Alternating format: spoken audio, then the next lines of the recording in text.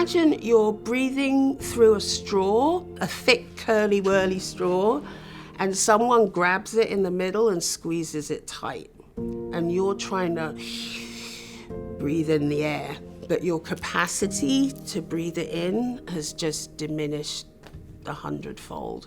The last thing I remember is just looking at him and saying, I can't breathe. And then it all went black. And I woke up 4 days later in the ICU with a tube down my throat.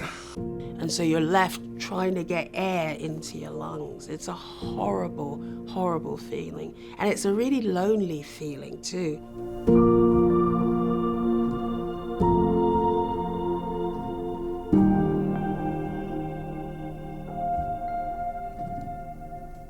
I was diagnosed when I was about 10 months old, and it completely dictated my childhood. When everyone else would be able to run and jump and, play outside, I'd have to be inside, or I would spend numerous birthdays, because they happened around the season change, in the hospital. And the nurses used to bring me birthday cakes.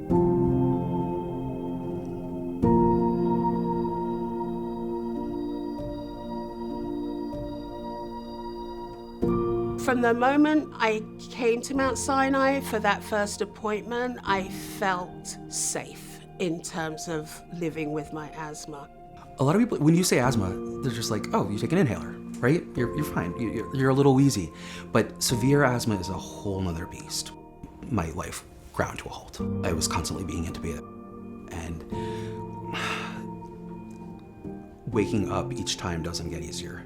From the day that I walked in, it was all about, what can we do to fix you? What can we do to help you? We understand things that have happened in the past, but we're gonna look forward, and we're gonna keep pushing forward.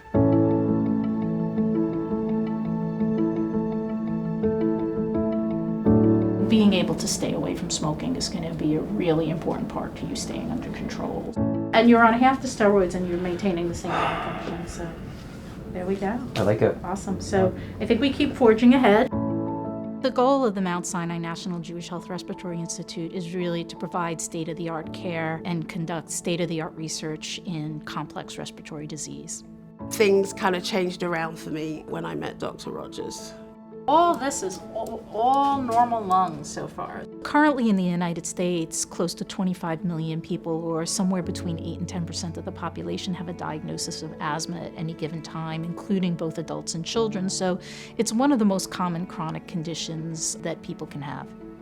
I've seen so many doctors over my lifetime, so many doctors. I've tried everything. I have, infusion, injection, you name it, I've been on it. We provide care to some of the most complicated asthma cases in the city, and for patients who are not served by the current existing therapies, we may have options that are not traditionally available in other places.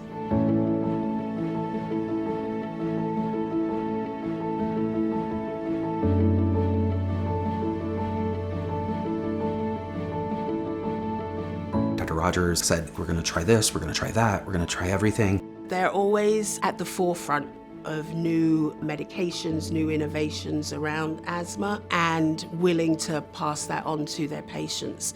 When I first met Derek, I was really overwhelmed by the severity of his disease. We were really running into a wall in such a way that his life was in danger. She's taken me through some of the darkest times of my life. They didn't give up. They just kept pushing. Working with Derek, we really step by step worked on his regimen and kept trying different things to see if we can do better.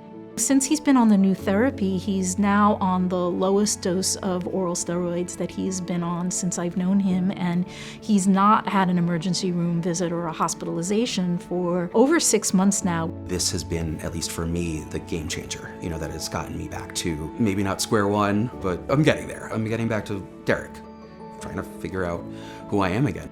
The one commitment I can make is that I will keep working to try to find a solution to the problem.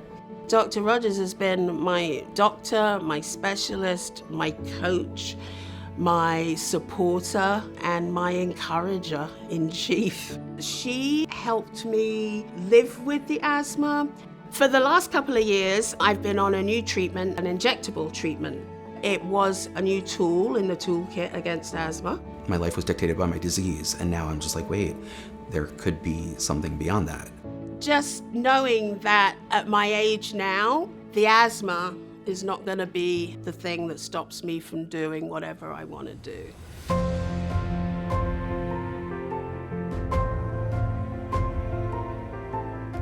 I went to school for theater. Unfortunately, I did need to leave due to my medical issues. My dream is still to be on stage, and that's what I love, and that's what I miss.